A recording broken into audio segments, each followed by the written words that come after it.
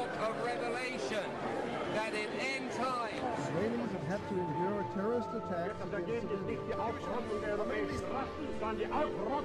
we are in end times, ladies and gentlemen, whether you like it or not. The United States will withdraw from the Iran nuclear deal.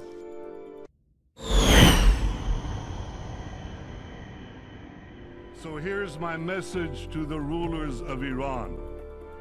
Your plan to destroy Israel will fail. It's difficult to imagine just precisely how this thing will manifest itself. No one had expected that something like this was about to happen.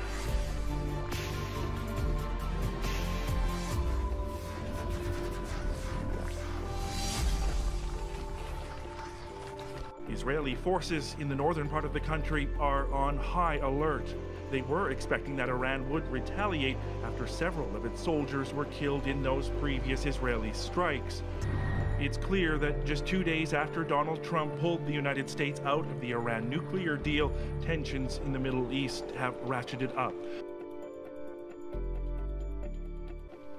Well, remember, Wolf, it's almost exactly 24 hours since this all started and escalated so rapidly, but such a sharp, stark juxtaposition between what we're seeing here behind me, this almost bizarre level of quiet, and what we saw last night. מי שיפגע בנו, אנו נפגע בו שבעתיים. ומי שנערך לפגוע בנו, נפעל לפגוע בו קודם לכן. The Israeli military says it hit more than 50 Iranian targets within Syria. Intelligence sites, military bases, munitions facilities. By daylight, some Syrians were shrugging them off. We're not scared of any missiles, says this man. Israelis slept in their shelters, says another, while we stood on rooftops to watch our army's achievements. A spokesman appearing on television.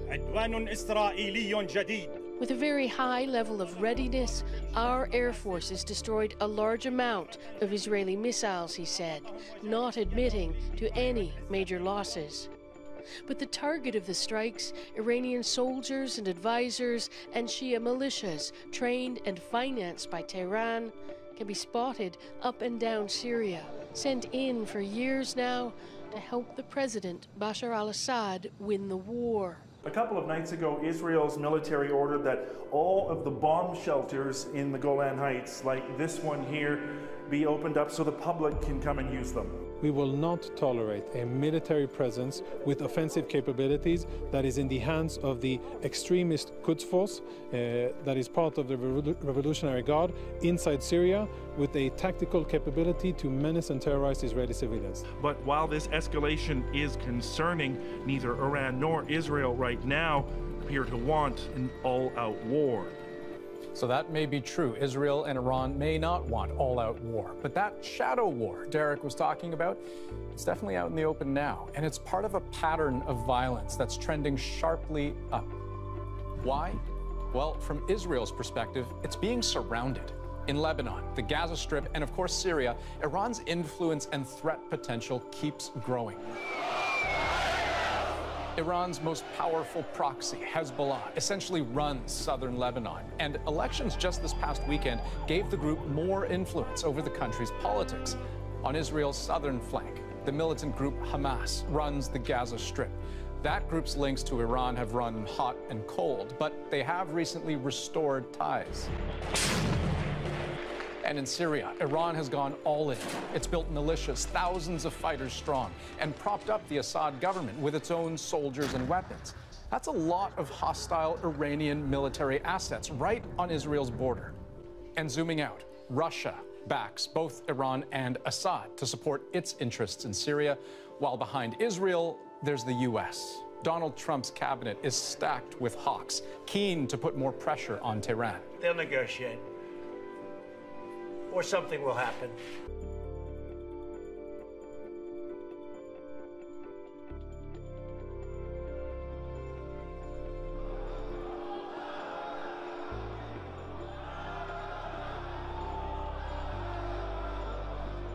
Are the hardliners winning the day?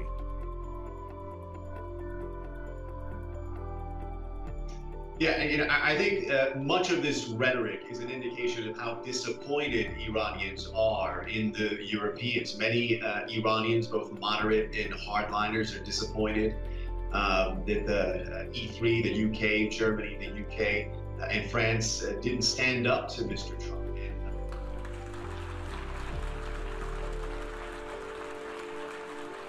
Israel will not permit any force on earth to threaten its future.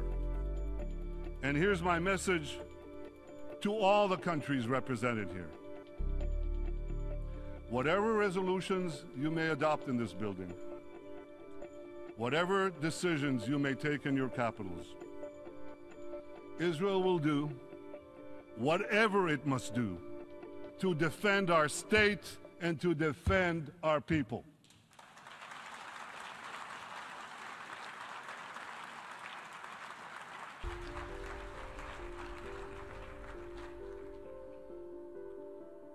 Distinguished delegates, as this deal with Iran moves ahead, I hope you'll enforce it. How can I put this? With a little more rigor than you showed with the 6 Security Council resolutions that Iran has systematically violated and which now have been effectively discarded. Make sure that the inspectors actually inspect. Make sure that the snapback sanctions actually snap back. And make sure that Iran's violations aren't swept under the Persian rug.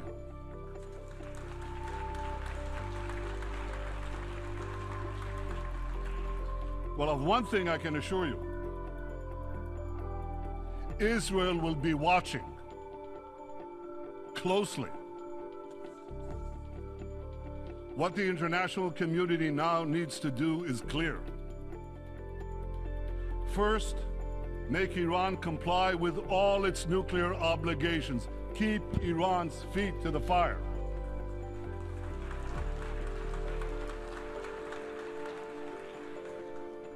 Second, check Iran's regional aggression.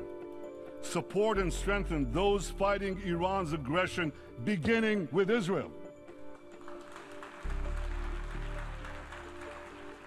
Third, use sanctions and all the tools available to you to tear down Iran's global terror network.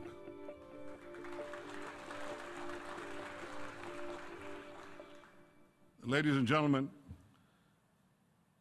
Israel is working closely with our Arab peace partners to address our common security challenges from Iran and also the security challenges from ISIS and from others.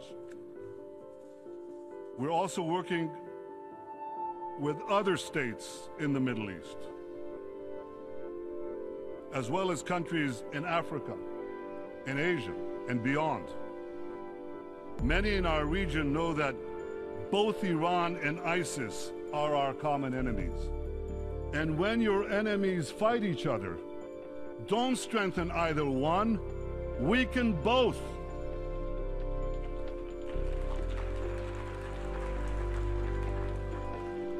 Common dangers are clearly bringing Israel and its Arab neighbors closer. And as we work together to thwart those dangers, I hope we'll build lasting partnerships for security, for prosperity, and for peace. But in Israel, we never forget one thing.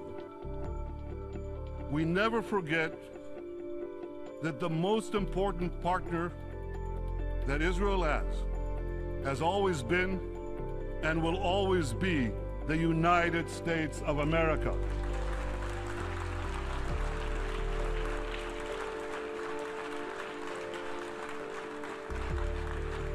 The alliance between Israel and the United States is unshakable.